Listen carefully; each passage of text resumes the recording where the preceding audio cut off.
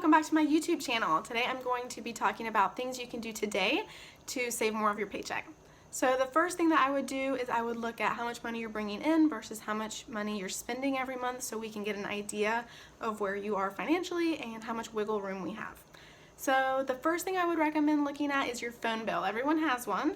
So I know a lot of people tend to go with the big names like Verizon or Sprint because that's what we know and that's what our parents have. So I actually have Cricket. I know that's not cool, but I spend $35 a month on my phone bill and I have more data than I ever needed. And I use YouTube all the time. I'm always listening to music, always on Instagram. So $35 a month, and I've never had an issue with signal. So the first thing I would take a look at is your phone bill. Can you switch to a cheaper carrier? Second, insurance for your car. I know most of my clients actually are overpaying, but they don't know that they're overpaying.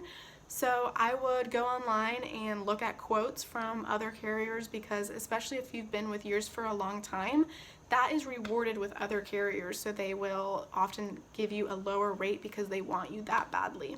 That's the second thing that I would take a look at. Third are your negotiable bills like eating out, dining in, groceries. So I eat out once every other weekend. That's an expense that I cut out because it's just so much money and it's really not worth it, and it's a pretty bad habit that can wreck you financially if you're eating out all the time, especially like Uber Eats or DoorDash. That stuff is so expensive and it's just a bad habit if you're trying to grow your wealth.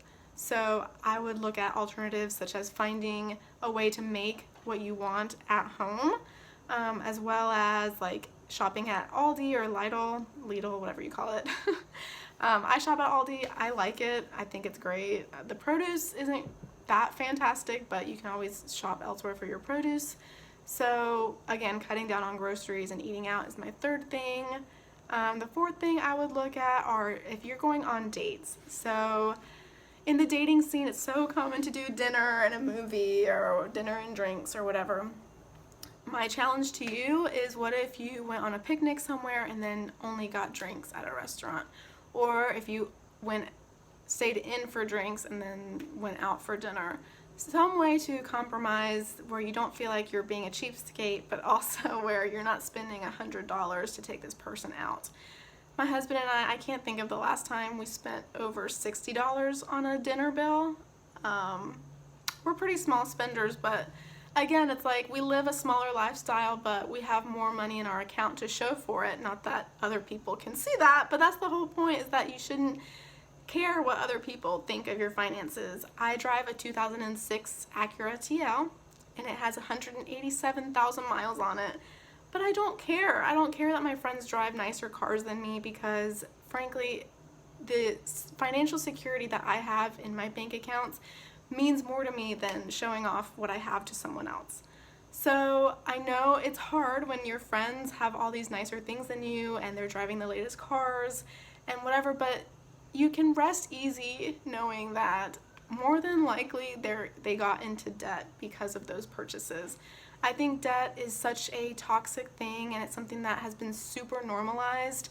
And I know there's some debt that you can't really do anything about, like student loans, but there's debt that you can do things about, like a car. A car is such a bad investment. Did you know that it actually depreciates? It loses almost 30% of its value the second you drive it off the lot. That's why I am big on driving old clunkers, drive them until they die, and then buy another older car cash. You don't owe anyone anything. It's your car 100%, and I think that is worth more than having the latest car model. So in summary, what did I go through? I went through phone, car insurance. Another thing I would recommend looking at are your subscriptions. So what things are coming out of your credit card every month without you even noticing? If you have multiple streaming services, I would pick your favorite and go with that one. That could also save you a little chunk of change each month. If you have pets, take a look at how much you're spending on them each month and see, do they really need the CBD food? Probably not.